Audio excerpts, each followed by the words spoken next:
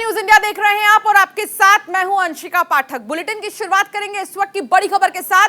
Supreme court में रेवड़ी culture मामले पर आज सुनवाई है। अश्विनी उपाध्याय ने कोर्ट में याचिका दाखिल की थी। बीजेपी नेता है अश्विनी उपाध्याय। मुफ्त उपहार के वादे को चुनौती दी थी। जनता के साथ लुभावने वादा करने का मामला है, जिसको लेकर उन्होंने एक याचिका दाखिल की थी कोर्ट में। आज उस पर सुनवाई होनी है। बता दें कि जब भी चुनाव आते हैं तो उससे पहले राजनीतिक दल कुछ वादे जरूर करते हैं जनता से, या उपहार देने की बात करते हैं। उसको लेकर अश्विनी उपाध्याय जो कि बीजेपी के नेता हैं, उन्होंने ऐतराज जाहिर किया और उन्होंने कोर्ट में एक याचिका दाखिल की है।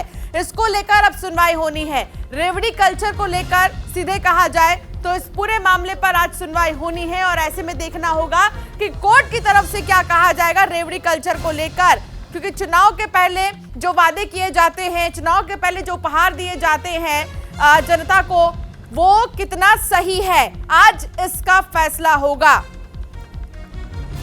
नमित त्यागी हमारे सहयोगी हमारे साथ जुड़ गए हैं। नमित, आज देखिए बहुत महत्वपूर्ण चीज पर सुनवाई है। रेवड़ी कल्चर पर हम अगर सीधे कहें तो इसको लेकर अभी हलचल कितनी तेज है दिल्ली में?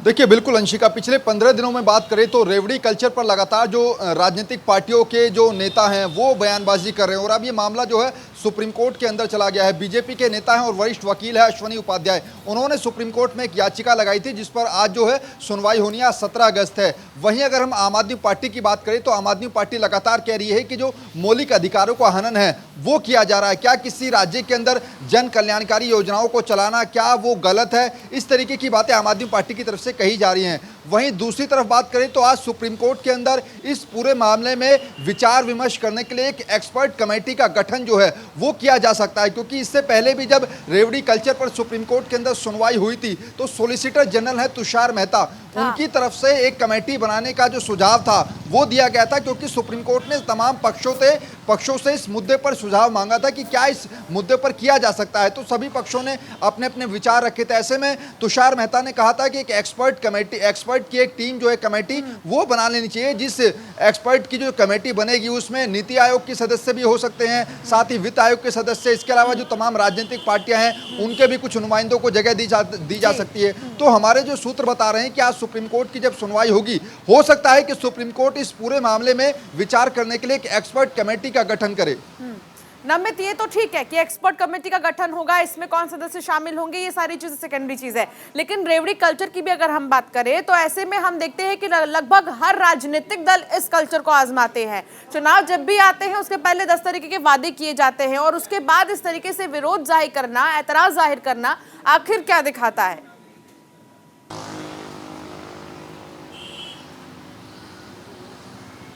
देखिए बिल्कुल, क्योंकि ये पहला मामला नहीं है। इससे पहले भी जितने भी राज्यों के अंदर जब चुनाव होते हैं तो उस दौरान जब पार्टियां अपने चुनावी घोषणा पत्र जारी करती हैं तो उसमें जो तमाम लोक लुभावने वादे किए जाते हैं, जिसको पूरा जब किया जाता है, जब पार्टी की उस राज्य के अंदर सरकार बन जाती है तो उससे उस राज्य की जो अर्थव्यवस्था है उस पर काफ़ी ज़्यादा असर पड़ता है। और इसी बात को सुप्रीम कोर्ट ने भी अपनी पिछली सुनवाई में कहा था। उन्होंने कहा था कि जब जिन राज्यों के अंदर जिस पार्टी की सरकार बन जाती है वहाँ पर जब उन वादों को, उन गारंटियों को पूरा किया जाता है तो उससे उस राज्य की अर्थव्यवस्था पर असर पड़ता है। और यही वजह है कि सुप्रीम कोर्ट ने चुनाव आयोग और केंद्र सरकार दोनों से भी इस पूरे मामले पर सुझाव मांगा था कि आखिर इस मामले पर क्या कुछ किया जा सकता है। चुनाव आयोग की तरफ से बात करें तो चुनाव आयोग ने ये जो पूरा मामला है वो केंद्र सरकार के पाले में डाल दिया था।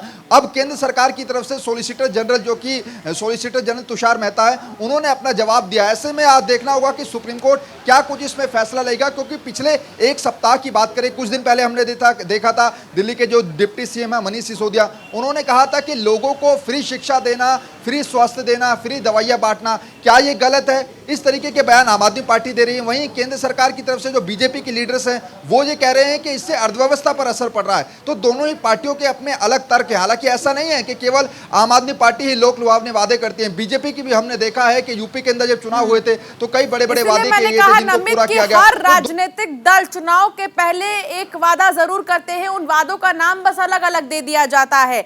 अब सवाल ये है कि ये कल्चर तो अभी से शुरू नहीं हुआ है, इसकी शुरुआत बहुत पहले से हुई है और बहुत पहले से चुनाव के समय इस तरह के वादे किए जाते हैं, लेकिन मामले को अब कोर्ट में पहुंच पहुंचाना कैसे देखा जाए?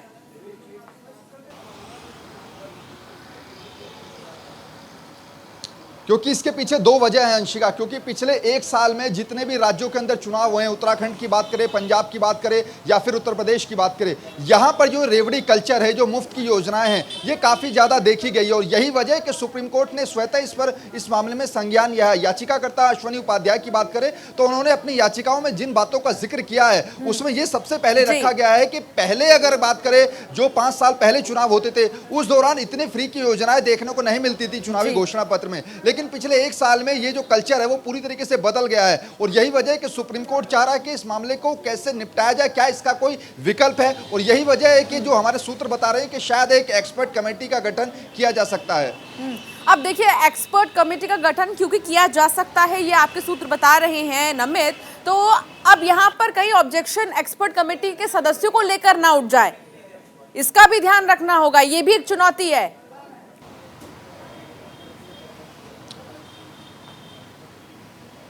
देखिए बिल्कुल, क्योंकि तुषार मेहता ने जब पिछली बार सुनवाई हुई थी उन्होंने कहा था कि ये जो कमेटी बनाई जानी चाहिए इसमें वित्त आयोग, नीति आयोग, इसके अलावा आरबीआई के जो कुछ लोग हैं वो भी इसमें शामिल होने चाहिए, साथ ही साथ जो लॉ कमीशन है उसके भी लोग शामिल होने चाहिए। इसके अलावा जो राजनीतिक पार्टियां जो कि चुनावी घोषणा पत्र में चुनावी वादे करती हैं उनसे जुड़े हुए कुछ नुमाइंदे जो हैं वो भी इस एक्सपर्ट कमेटी में होने चाहिए। यानी कि किसी एक पक्ष के लोगों को इस एक्सपर्ट कमेटी में जगह नहीं देनी चाहिए ताकि दूसरी पार्टी भी, यानी कि अपोजिशन जो हैं वो सवाल ना खड़े करें। ऐसे में सुप्रीम कोर्ट अब ये डिसाइड करेगा कि अगर एक्सपर्ट कमेटी बनाई जाती है तो उसमें कौन कौन वो लोग शामिल रहेंगे ताकि सुप्रीम कोर्ट के द्वारा बनाई गई एक्सपर्ट कमेटी पर भी सवाल ना खड़े हों।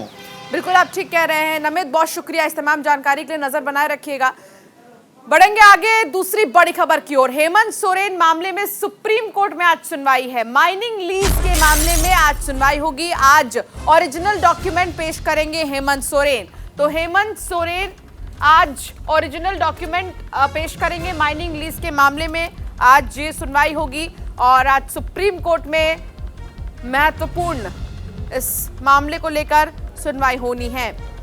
तो हेमंत सोरेन आज ओरिजिनल डॉक्यूमेंट्स पेश करेंगे क्योंकि और माइनिंग लीज मामले को लेकर सुनवाई होगी। कमल हमारे सहयोगी हमारे साथ जुड़ गए हैं रांची से। कमल, क्या जानकारी मिल रही है आज सुप्रीम कोर्ट में होने वाली सुनवाई को लेकर? माइनिंग लीज का ये पूरा मामला है, लंबे समय से चलता आ रहा है, लेकिन सबसे खास बात यह है कि आज जो ओरिजिनल डॉक्यूमेंट्स है वो रखेंगे सामने हेमंत सोरेन। देखिए, जिस तरह से लगातार इस पे सुनवाई चल रही थी और एक अहम बदलाव जो आया कि पिछले दिनों जो याचिकाकर्ता थे, पीआईएल के याचिकाकर्ता थे, उनके जो अधिवक्ता थे उन्हें कोलकाता पुलिस ने अरेस्ट किया है। तो इन बातों को भी हो सकता है रखा जाए, चूंकि हेमंत सोरेन के वकील वरिष्ठ वकील हैं कपिल सिब्बल, तो वो अपनी बातों को रखेंगे और जो भी कोर्ट ने मांगा था, जो डॉक्यूमेंट्स मांगा है वो भी जमा करेंगे। वहीं दूसरी तरफ अगर बात करें तो उनके अधिवक्ता जो कपिल सिब्बल हैं, उन्होंने सीधे तौर पर कहा था कि माइनिंग लीज मामले को लेकर जो झारखंड हाई कोर्ट में चल रही है सुनवाई, उस पर रोक लगनी चाहिए, क्योंकि उन्होंने याचिकाकर्ता को संदिग्ध बताया था और शक जाहिर किया था। इसके साथ ही इसी दौरान पिछले दिनों उनके अधिवक्ता जो हैं राजीव कुमार, उनकी अरेस्टिंग हो गई भारी मात्रा में नगद के साथ। तो अब जो मामले हैं हो सकता है इन बातों को भी रखा जाए, क्योंकि पहले ही कपिल सिब्बल ने ये शक जाहिर किया था कि याचिकाकर्ता सही नहीं है, ये जांच होनी चाहिए और उन पर ही जुर्माना होना चाहिए। अब देखना यह है कि आज जो सुनवाई होती है उसमें क्या कुछ सामने आता है, लेकिन ये मामले भी उठ सकते हैं सुप्रीम कोर्ट में हेमंत सोरेन जो मुख्यमंत्री हैं उनके वकील की ओर से। बिल्कुल कमल, देखिए आज हेमंत सोरेन को या तो राहत मिलेगी या फिर उनकी मुश्किलें बढ़ेंगी, दो ही चीज होंगी। लेकिन इन सब के बीच क्या कुछ कहने की कोशिश हेमंत सोरेन की तरफ से की जा रही है और आज क्या बातें रख सकते हैं हेमंत सोरेन कोर्ट में? जिस तरह से माइनिंग लीज को लेकर के लगातार बातें सामने आ रही थी, इतना ही नहीं, ये तो सुप्रीम कोर्ट में जो पीआईएल था उसके आधार पर ये जांच हो रही थी। दूसरी तरफ ईडी की ओर से भी यह जांच लगातार जारी है। पिछले दिनों उनके प्रेस सलाहकार से भी पूछताछ की गई थी। उनके एक करीबी हैं जो पंकज मिश्रा विधायक प्रतिनिधि थे, उन्हें अरेस्ट किया गया। और जो खास करके हेमंत सोरेन के जो करीबी हैं, उनके सेल कंपनी है, उससे जुड़े भी जो याचिका है उस पर भी सुनवाई होनी है। मुख्य रूप से जो बातें सामने अब तक जो लग रही हैं कि पिछले दिनों जिस तरह से याचिकाकर्ता के अधिवक्ता की अरेस्टिंग हुई है, उस बात को भी रखा जा सकता है और जो भी डॉक्यूमेंट्स होंगे, खास करके झारखंड हाई कोर्ट में जो सेल कंपनियों को लेकर के सुनवाई चल रही है, उस पर रोक लगाने की मांग की गई थी कपिल सिब्बल की ओर से, उस बात को भी दोहराया जा सकता है। साथ ही डॉक्यूमेंट जमा होने के बाद ही कोर्ट की तरफ से क्या निर्णय आता है, ये देखना होगा कि क्या निर्णय आते हैं। लेकिन फिलहाल जिस तरह से एक सप्ताह का समय मांगा गया था इससे पहले भी कोर्ट को सारी बातों को और सारे कागजात को देने के लिए वो समय भी दिया गया था। अब देखना ही है कि क्या कुछ जमा किया जाता है डॉक्यूमेंट और आगे जो कार्रवाई होनी है। कमल, बहुत शुक्रिया इस तमाम जानकारी के लिए। और इस बीच महाराष्ट्र से बड़ी खबर आपको बता दें, महाराष्ट्र के गोंदिया में ट्रेन हादसा हुआ है। मालगाड़ी पैसेंजर ट्रेन में टक्कर हो गई है। मंगलवार देर रात 2:30 बजे यह हादसा हुआ। हादसे में पटरी से 3 डिब्बे उतर गए। हादसे में सिर्फ 2 लोग घायल हैं। तो मंगलवार देर रात 2:30 बजे यह हादसा हुआ। हादसे में पटरी से 3 डब्बे उतर गए हैं। पैसेंजर ट्रेन और मालगाड़ी की टक्कर हो गई और इस हादसे में कुछ लोग घायल हुए हैं। महाराष्ट्र के गोंदिया में ट्रेन हादसा हुआ है। दक्षिण पूर्व मध्य रेलवे के नागपुर डिवीजन में बिलासपुर भगत की कोठी एक्सप्रेस 20843 का रात 1:20 में गोंदिया बुधमा स्टेशन के बीच में ड्रिलमेंट हुआ। इसमें एक बॉगी के 2 व्हील ड्रिल हुए, जिसमें कि 2 पैसेंजर्स को मामूली चोट आई, जिनका इलाज गोंदिया में किया गया और उसी ट्रेन से आगे की ओर उन्हें रवाना कर दिया गया। कुछ चैनल में चलाए जा रहे हैं कि 50 लोगों को इसमें घायल हुए हैं, जो कि बिल्कुल झूठ और बिल्कुल भ्रामक है और इस तरह की अफवाह नहीं फैलानी चाहिए। और इस बारे में इसके जो ड्रिलमेंट हुए हैं उस बारे में कुछ चैनल कह रहे हैं कि सिग्नल फेल होने की वजह से ऐसा हुआ, लेकिन यह कहना बहुत ही जल्दीबाजी है। जब तक कोई जांच नहीं हो जाती तब तक हम कुछ नहीं कर सकते। यह भी जांच का विषय है और जांच होने के बाद ही कुछ कहा जा सकता है। गौरव मिश्रा हमारे सहयोगी हमारे साथ जुड़ गए हैं। गौरव, जो ये हादसा हुआ है, ट्रेन हादसा, इस हादसे में अब तक कितने लोग घायल हुए हैं और हादसे की वजह क्या कुछ है, क्या जानकारी आपके पास?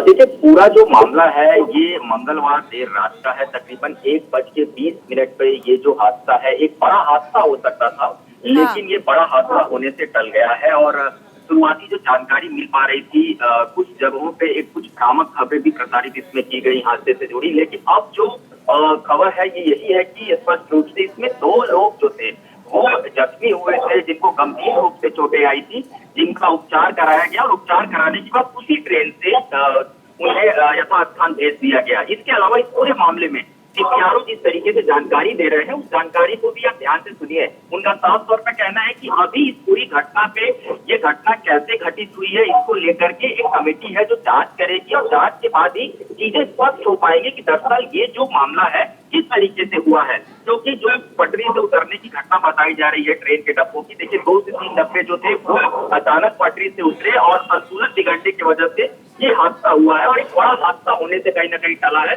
फिलहाल शुरुआती जानकारी यही मिल पा रही है कि अभी जो वो पूरा गोंदिया का जो इलाका है वहाँ यथास्थिति जो ट्रैफिक व्यवस्था है वो सामान्य कर दी गई है। ट्रेनों का आवागमन संचालित हो रहा है। इस मामले में जो 2 लोग पूरी तरीके से जख्मी थे, उनका उपचार करा के उनको घर के लिए भेज दिया गया है। हालांकि अगर देखा जाए तो सिग्नल्स और फिर कॉन्वर्जेशन लगातार जो डिपार्टमेंट से ट्रेनों की है वो होते रहती है, लेकिन बावजूद इसके इतना जिस तरीके से ये टक्कर हुई है गौरव, कहीं ना कहीं डिपार्टमेंट पे भी सवाल उठ रहे होंगे। देखिए, जो संबंधित अधिकारी हैं उनका साफ तौर पे ये कहना है कि इस पूरे मामले में क्योंकि जांच जो है वो कराई जाएगी, क्योंकि मालगाड़ी और जो पैसेंजर ट्रेन एक दूसरे के सामने आ गए, निश्चित तौर पे बहुत बड़ा हादसा हो सकता था। इस पूरे मामले को लेकर के फिलहाल रेलवे जांच कराएगा। हालांकि ऐसे मामलों में रेलवे त्वरित एक्शन लेता है और इस मामले में भी तत्काल जो वहां पर मेडिकल की जो टीमें थी, इसके अलावा जो डॉक्टर्स थे वो वहां पर पहुंच गए थे। जो लोग थे जिनको भी चोटें आई थी उनका वहां पर फौरन इलाज किया गया और आज ही गोंदिया में जो अस्पताल है कुछ लोगों को वहां भेज करके उपचार करा दिया गया। ठीक है गौरव, आप बने रहिए, आगे भी आपसे जानकारी लेंगे। दिल्ली में रह रहे करीब 1100 रोहिंग्याओं को टेंट से निकालकर पक्की छत देने के प्रयास तेज हो गए हैं। जल्द ही उन्हें सभी मूलभूत सेवाएं मुहैया कराते हुए आपको बता दें कि EWS फ्लैट मिलेंगे और साथ में दिल्ली पुलिस का संरक्षण भी। दिल्ली के बक्करवाला इलाके में मिलेंगे रोहिंग्या घुसपैठियों को फ्लैट। इस बात की पुष्टि केंद्रीय मंत्री हरदीप सिंह पुरी ने भी की है। तो ये आपको हम ट्वीट दिखा रहे हैं, हरदीप सिंह पुरी ने जो ट्वीट किया है, जिसमें बताया गया है कि उनको फ्लैट दिए जाएंगे, साथ ही सुरक्षा की भी गारंटी है। तो हरदीप सिंह पुरी ने ट्वीट कर इस बात की जानकारी दी है। 1100 रोहिंग्याओं को फ्लैट दिया जाएगा।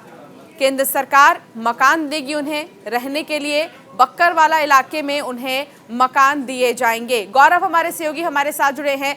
गौरव, पिछले कुछ दिन रोहिंग्याओं को जब हटाया जा रहा था तो सवाल यही था कि आखिर क्या इनकी जिम्मेदारी कोई लेगा, रहेंगे तो आखिर रहेंगे कहाँ, लेकिन अब उन्हें फ्लैट दिया जाएगा। ये हरदीप सिंह पुरी ने खुद ट्वीट कर इस बात की जानकारी दी है। क्या कुछ जानकारी आपके पास? फिलहाल जो बक्करवाला एरिया है, जिस जगह पे इनको बसाने की बात की जा रही है, इस वक्त भारत की अगर मैं बात करूं तो जो गृह मंत्रालय के आंकड़े कहते हैं, हमारे यहाँ पे तकरीबन 40,000 से ज्यादा अलग अलग जो लोग शरणार्थी के तौर पे आकर के रह रहे हैं। इसमें सबसे बड़ा विषय ये था कि बांग्लादेशी और रोहिंग्याओं को किस तरीके से स्थापित किया जाए, उनको किस तरीके से आइडेंटिफाई किया जाए। हालांकि इसको लेकर के सरकार पर भी कई बार सवाल खड़े हुए। सुरक्षा की भावना हमेशा देश में रही है और ये जो फैसला सरकार ने लिया है, निश्चित तौर पे ये एक पॉलिटिकल बहुत बड़ा माइलेज लेने की कोशिश सरकार की तरफ से की जा रही है 2024 को ध्यान में रखते हुए। क्योंकि देखिए, CAA और NRC को लेकर के अभी से जो देशव्यापी मूवमेंट है वो बनना शुरू हो गया है। अगर मैं नॉर्थ ईस्ट की बात करूं तो 7 से ज्यादा स्टूडेंट यूनियन जो है वो तकरीबन 2 दिन से इस पूरे मामले पर प्रोटेस्ट कर रहे हैं। और आपको ध्यान हो तो इसकी जो आग लगी थी नॉर्थ ईस्ट से शुरू हुई थी, उसके बाद दिल्ली के जामिया होते हुए और तमाम हिस्सों में फैल गई थी। तो अब इस पूरे मामले का जो फैसला किया गया है कि जो रोहिंग्या हैं उनको दिल्ली में बसाया जाएगा। यानी कि आप देखिए कि जो नागरिकता देने की बात की जा रही है, इसके अलावा उनका UNHRC जो कार्ड है वो बनाया जाएगा, जिससे उनको राशन, पानी, बिजली जैसी मूलभूत सुविधाएं भी दी जाएंगी। साथ ही दिल्ली पुलिस की सुरक्षा दी जाएगी। इस पूरे फैसले के बाद से सरकार जो है वो अपने ही जो उनके संगठन है उसमें गिरती हुई नजर भी आएगी, क्योंकि ये बड़ा फैसला है। लेकिन बांग्लादेशी रोहिंग्याओं को लेकर के सुप्रीम कोर्ट के अंदर भी घुसपैठ को लेकर के बहुत सारी पिटीशन जो है वो पड़ी हुई है। ऐसे में ये कदम कहीं ना कहीं जो सरकार ने उठाया है, इस पर कुछ लोग सवाल खड़े कर रहे हैं। हालांकि अभी हरदीप सिंह पुरी का जो ट्वीट है वो सामने आने के बाद से अब स्पष्ट हो चुका है कि वो रोहिंग्या परिवार जो दिल्ली में तकरीबन 10 से 12 सालों से रह रहे थे, उनको फिलहाल सरकार एक स्थान पर बसाने की कोशिश कर रही है। बहुत शुक्रिया गौरव इस तमाम जानकारी के लिए। तो राजधानी जयपुर में महिला की मौत पर पुलिस की कार्यशैली पर सवाल खड़े हुए हैं। मामला जयपुर के जमवारा गढ़ का इलाके का है, जहां रायसर थाने में बीती 10 अगस्त को एक महिला को पेट्रोल छिड़ककर आग लगा दी गई थी।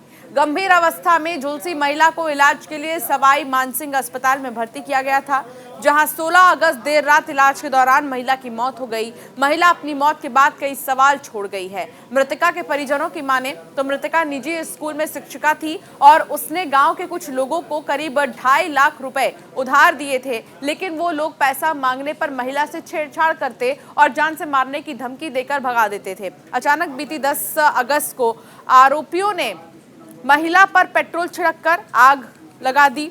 जलने के बाद महिला इधर उधर भागती रही और मदद मांगती रही, लेकिन मौके पर जुटे लोग उसकी चीख पुकार सुनकर भी मदद को आगे नहीं आए। मृतका के परिजनों का आरोप है कि आरोपियों ने इससे पहले भी कई बार मारपीट की थी, लेकिन उनके खिलाफ मामला दर्ज कराने पर भी पुलिस ने कोई कार्रवाई नहीं की।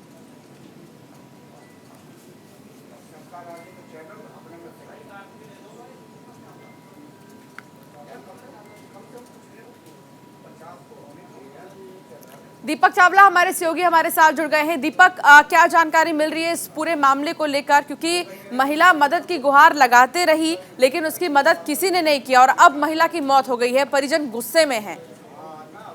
देखिए, बिल्कुल 10 अगस्त की ये घटना है। 10 अगस्त को जो है महिला को आग लगाया गया था और उसके बाद से रिपोर्ट भी दर्ज हुई थी। उसका परिवार और महिला उससे पहले से ही जो है मदद की गुहार लगा रही थी, कह रही थी बार बार कि जो अपराधी उनके खिलाफ कार्रवाई करे, उन्हें जान का भी खतरा है। लेकिन कहीं ना कहीं कार्रवाई में देरी हुई, पुलिस ने कार्रवाई नहीं की। जिसकी वजह से जो है इस महिला की जो है जान चली गई। महिला जो है वो दलित बताई जा रही है, हालांकि जो सामने वाले जो आरोपी है वो भी एक ही कास्ट के है, यानी कि वो भी दलित है। तो कह सकते हैं कि पुलिस की यहाँ पर लापरवाही सामने आई है। अब तक की जो जांच है, पूछताछ में पता चला है कि पड़ोसी जो है वो रहने वाले करीब 3-4 शख्स है, उनसे महिला का जो है पैसों का विवाद चल रहा था। उस वजह से इनमें लगातार हर बार झगड़ा होता रहता था। पहले भी जो है 2 बार झगड़ा हुआ था। महिला ने थाने में रिपोर्ट दी थी कि मुझे और मेरे परिवार को इनसे जान का खतरा है, लेकिन पुलिस ने सामने वाले आरोपी के खिलाफ समय रहते कार्रवाई नहीं की। अगर कार्रवाई हो जाती तो शायद ये घटना नहीं होती। अब महिला जो है मरने से पहले उन्होंने बयान दिया है और अपने कुछ जो आसपास के जो लोग हैं पड़ोसी, उन पर आरोप लगाया कि उनकी वजह से जो है मुझे आग लगाई गई और वो लोग खड़े होते देखते रहे और मुझे बचाने भी कोई नहीं आया। तो कह सकते हो कि बेहद दर्दनाक ये तस्वीर है, बेहद दर्दनाक ये हादसा है और पुलिस पर भी कहीं ना कहीं सवाल खड़े होते हैं कि आखिर क्यों पुलिस ने समय रहते कार्रवाई नहीं की। समय रहते कार्रवाई की जाती तो शायद महिला की जान बचाई जा सकती थी। फिलहाल पुलिस अब जिन्होंने आग लगाई है उनको गिरफ्तार करने की कोशिश कर रही है। पुलिस का कहना है कि शाम तक जल्द से जल्द पूरे मामले का खुलासा कर दिया जाएगा, जो भी आरोपियों ने गिरफ्तार कर लिया जाएगा। जी बहुत शुक्रिया दीपक इस तमाम जानकारी के लिए। तो मध्य प्रदेश में बारिश से उफान पर नदियां हैं। नर्मदापुरम में नर्मदा नदी का जलस्तर बढ़ गया है। कई निचले इलाकों में बाढ़ जैसे हालात हो गए हैं। खतरे के निशान के ऊपर नदी बह रही है। तो मध्य प्रदेश में बारिश से उफान पर नदियां, आपको बता दें कि नर्मदा नदी का जलस्तर जो है वो बढ़ गया है, खतरे के निशान के ऊपर आ गया है, जिसके चलते आसपास के रहने वाले लोगों को कह दिया गया पहले ही कि इलाका खाली कर दीजिए वरना परेशानी बढ़ सकती है। कुछ लोगों को, जो लोग फंस गए थे, उन्हें राहत शिविर तक पहुंचाया भी गया है। मध्य प्रदेश में बारिश लगातार हो रही है और ऐसे में कुछ जगहों पर बारिश ज्यादा होने की वजह से नदियों का जलस्तर बढ़ गया है। नर्मदा नदी की अगर बात करें तो नर्मदा नदी का भी जलस्तर बढ़ गया है।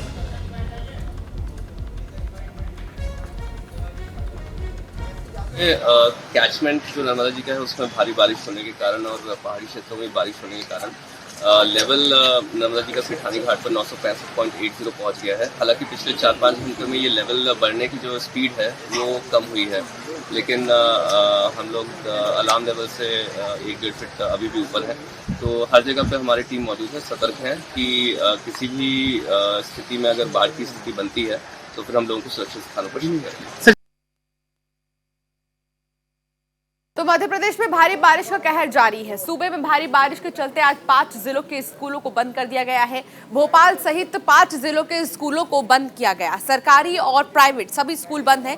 लगातार हो रही बारिश को देखते हुए सरकार और जिला प्रशासन की ओर से ये फैसला लिया गया है।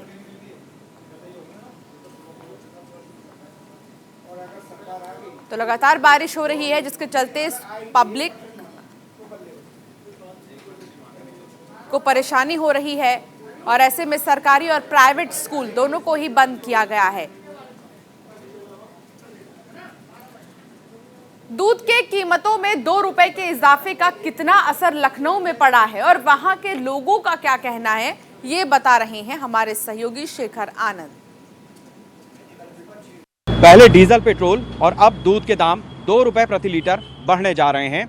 लोग इसको लेकर के परेशान जरूर हैं, लेकिन दूध एक ऐसी आवश्यकता है जिसके बगैर काम नहीं चलता। आप बताइए भैया, क्या कोई फर्क पड़ रहा है जो दूध के दाम बढ़ रहे हैं उससे? फ़र्क तो नहीं पड़ रहा है, मगर जो है लोगों की जो है महंगाई तो बढ़ ही रही है। अभी मार्च में बढ़ा हुआ था 2 रुपये लीटर, अब फिर बढ़ गया 2 रुपये, मतलब 4 रुपये लीटर पिछले 3-4 महीने में बढ़ चुका है। और अभी GST भी लगी तो एकदम कमर टूट रही है नॉर्मल इंसान की। खाने पीने की चीज़ें ये तो रोज़ लेना ही लेना है, डेली नीड है ये हम लोगों की। तो रोज़ाना की ज़रूरत है, चाहे छोटे बच्चे हों, चाहे हम आप हों, चाय पीने के शौकीन हों, दूध की आवश्यकता हर जगह पड़ती है। क्या फ़र्क पड़ेगा भैया दूध के दाम एक बार फिर से बढ़ रहे हैं तो? दूध वो आए दिन कोई ना कोई चीज़ों पर बढ़ा ही रहे रेट, चाहे वो दूध हो, सब्जी हो, कड़वा तेल हो, रिफाइंड हो। इसमें आम जनता पर ज़्यादा फर्क पड़ रहा है, दिन ब दिन बढ़ रहा है। मोदी जी ने अभी हाल ही में कहा हर घर तिरंगा लगा दिया। वो जो कहते हैं वो करती पब्लिक, फिर पब्लिक के ही भी मन की बात को उनको समझना चाहिए। लोगों का कहना यह है कि सरकार से उन्हें उम्मीद यह है कि वो महंगाई जो है उसको किसी तरीके से काबू करे। आप बताइए, दूध के दाम एक बार फिर से बढ़ रहे हैं, क्या फ़र्क पड़ेगा? फ़र्क तो पड़ेगा ही नहीं, सब चीज़ों में महंगाई हो गई है, इसमें भी हो गया है। हम लोगों को भी चाय बेचने में दिक्कत हो रही है। जहाँ 10 रुपए चाय थी अब वहाँ 12 रुपए किए थे, मगर कोई पीने के लिए तैयार ही नहीं था। फिर 10 रुपये वापस कर दिए, फिर 2 रुपये दाम बढ़ गए दूध में। तो ये भी समस्या है कि दूध से एक कारोबारी जो रिश्ता है वो केवल ऐसा नहीं है कि दूध की बिकवाली से ही है।